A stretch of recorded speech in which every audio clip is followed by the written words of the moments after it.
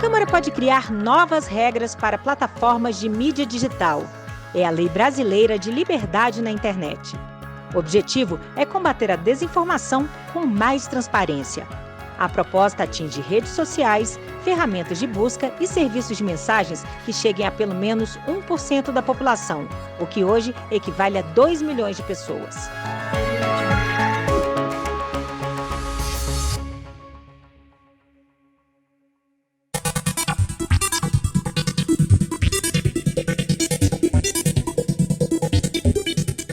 A maior parte dos mecanismos e dispositivos do PL, assim chamado PL das fake news, né, o PL 2630, ele traz restrições ao poder das plataformas digitais, ele traz restrições ao poder das empresas de mídia social e não restrições à autonomia e à liberdade de expressão dos usuários e usuárias. Ele garante que o usuário não será censurado por uma plataforma de várias maneiras. A gente não pode esquecer que esse PL não é um PL sobre desinformação.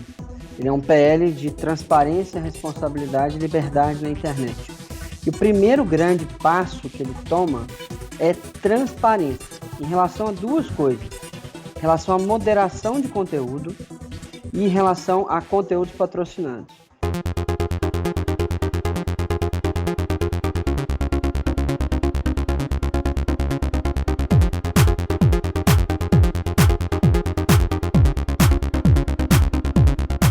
Em especial na moderação de conteúdo, o que é isso?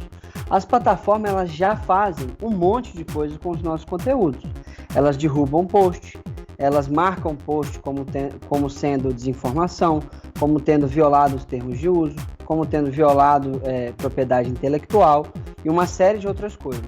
Porque elas são muito pouco transparentes em relação a isso. Quais são as duas principais vitórias que o PL das fake news poderia trazer aos usuários e usuárias?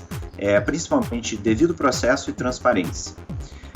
Então, existem dispositivos que nós não sabemos se vão estar na versão finalmente aprovada, caso entre em vigor, mas que já circularam em versões do PL, dispositivos que garantem direitos de processo, né, de procedimento aos usuários e usuárias. A nossa sugestão é garantir que esse artigo seja um dispositivo principiológico e que ele assegure a informação para o usuário que teve o seu conteúdo, por exemplo, removido por violação a políticas, então que ele combine a informação e notificação com a possibilidade de recurso ou pedido de revisão da decisão, e não que isso seja um sinônimo de defesa prévia que na prática pode prolongar abusos na rede.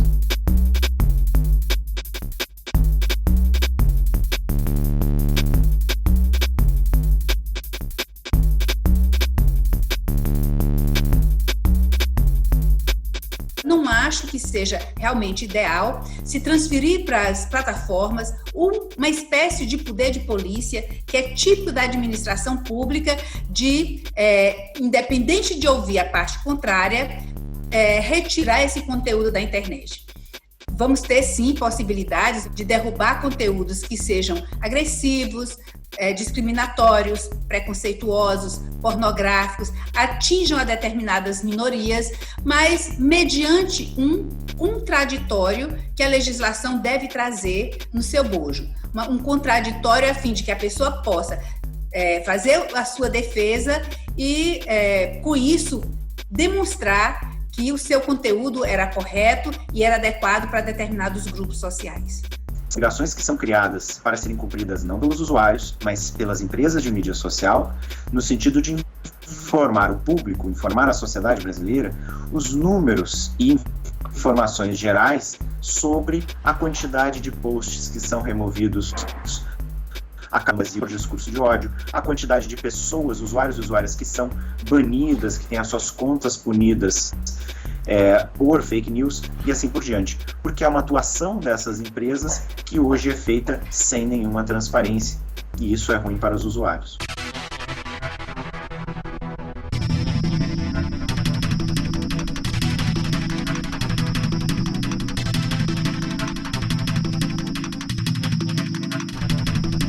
A ideia é que o cidadão ganhe com mais transparência, saber que tipo de conteúdo está sendo derrubado, quais são os motivos, a fundamentação, quais são os critérios que levaram à retirada daquele conteúdo, né, da internet, né, do meio virtual. Isso é muito importante. O nível de detalhamento, de amplitude das exigências para o relatório de transparência no artigo 13, a nosso ver, merece ser retrabalhado, reajustado. Então, a nossa sugestão aqui principalmente é evitar esse ultradetalhamento e explorar espaços de, por exemplo, corregulação, de autorregulação, com boas práticas que detalhem determinados itens, determinadas questões para um relatório, a depender do tipo de plataforma, ou depender do contexto. Então, explorar esses espaços de co- e autorregulação é algo que é interessante, algo que vem sendo explorado, por exemplo, na Europa. A transparência na moderação de conteúdo está para o combate à desinformação e ao crime na internet, assim como a transparência nas contas públicas está para o combate à corrupção. É o primeiro grande passo. É assim que a gente conhece o fenômeno. Então é muito importante que os relatórios de transparência existam e precisa, sim, daqueles vários dados que está sendo colocado lá, que não viola a individualidade de ninguém, são todos dados agregados, mas serão muito importantes para a gente conhecer melhor esse fenômeno.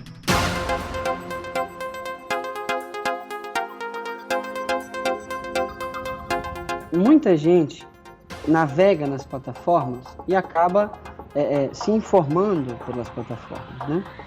Só que muita gente acaba se informando por conteúdos patrocinados, né, que foram pagos para chegar naquela pessoa porque ela tem XYZ características, né, que são os dados demográficos da pessoa. É muito importante que esteja muito claro que aquele conteúdo é um conteúdo patrocinado e quem está patrocinando.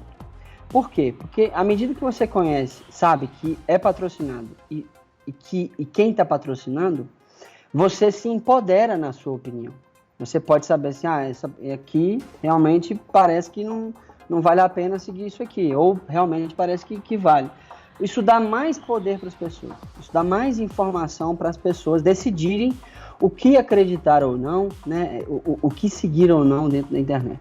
A nossa Constituição, ao mesmo tempo que ela garante o sigilo de dados, que ela preserva a intimidade, ela também garante, ela trata também de qualidade de informação. O direito de informação, ele precisa ser valorizado, precisa ser prestigiado, porque hoje a informação é um dos maiores bens, é um dos maiores patrimônios, e ela precisa ser fidedigna, e ela precisa ser honesta.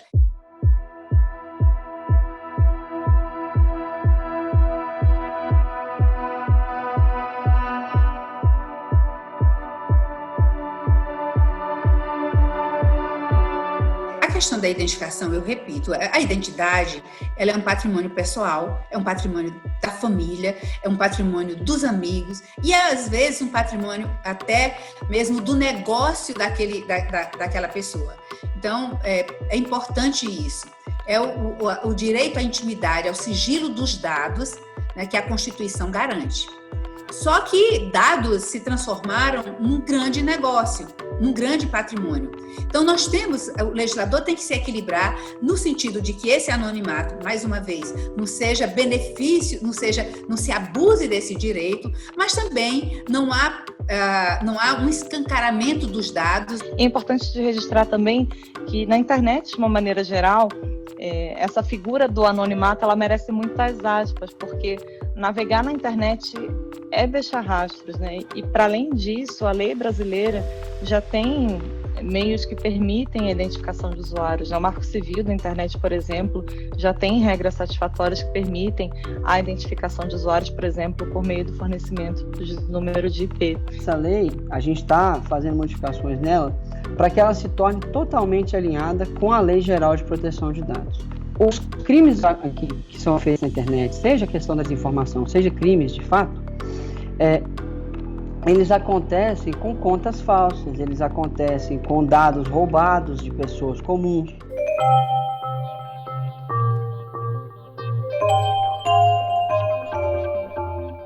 Identificar não pessoas, mas as contas automatizadas. Ou seja, você botar uma tarjazinha quando aquela conta ela é automatizada, quando é um robô, total ou parcialmente. Por quê?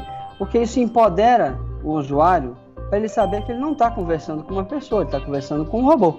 Que é importante ser debatido, fazer essa diferença, né, entre esse usuário que se conecta à rede para falar com seus amigos, para poder compartilhar conteúdos, né, com seus seguidores, e daqueles que fazem uso da plataforma com um objetivo comercial. E aqui eu acho que é importante também a gente fazer uma distinção, né? O projeto de lei determina a identificação de contas automatizadas. Né? Essas contas automatizadas, eu acho importante a pessoa saber que não está conversando com o robô. Não é que a conta automatizada deva ser proibida. Eu não concordo com isso. Acho que a conta automatizada, ela tem sua função. Na verdade, imagine se tem algum tipo de desastre aqui, o Estado ele tem um robozinho que vai estar enviando mensagem para todo mundo, dizendo cuidado, né? Você está numa zona de risco. Então, é importante que a gente tenha um tipo de ferramenta que permita essa difusão na informação nessa escala.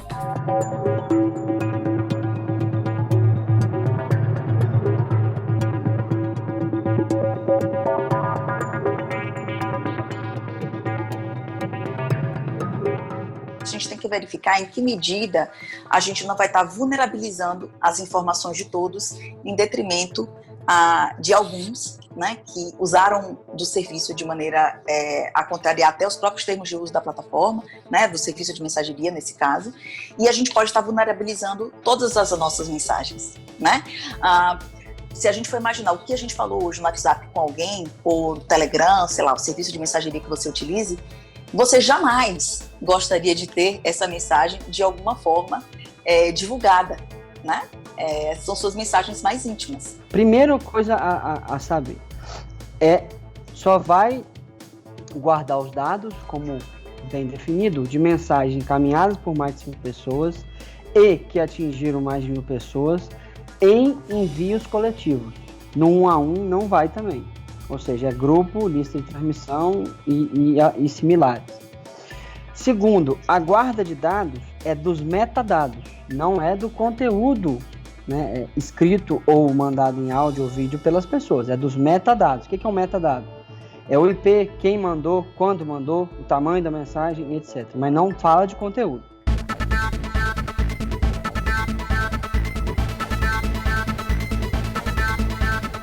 Por um lado, você tem a necessidade daqueles que pesquisam e tentam rastrear pessoas que cometem crimes, e muitos dos crimes na internet hoje são cometidos por mensageria privada, você conseguir chegar na fonte. E quem começou a onda? A questão é que tipo de valor nós, enquanto sociedade, entendemos que vamos dar para as mensagens de todos em detrimento de alguns que estão fazendo uso indevido. Então, acho que essa é uma valoração que a gente precisa ter. Existem transações, existe troca de dinheiro. E essa troca de dinheiro, ela deixa rastro, né? Então, em que medida as investigações não podem estar sendo focadas no fluxo de dinheiro, né? Não tem aquela famosa frase follow the money?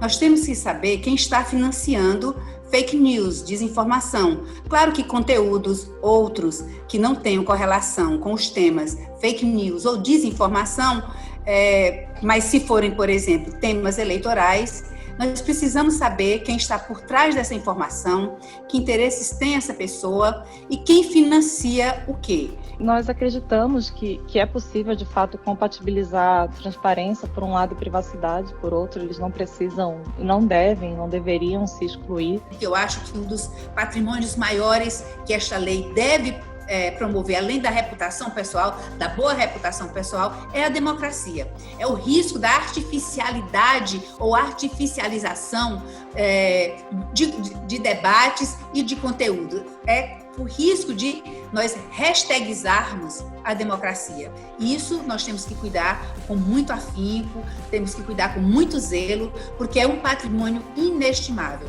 A democracia é uma conquista do processo civilizatório, é uma conquista da humanidade.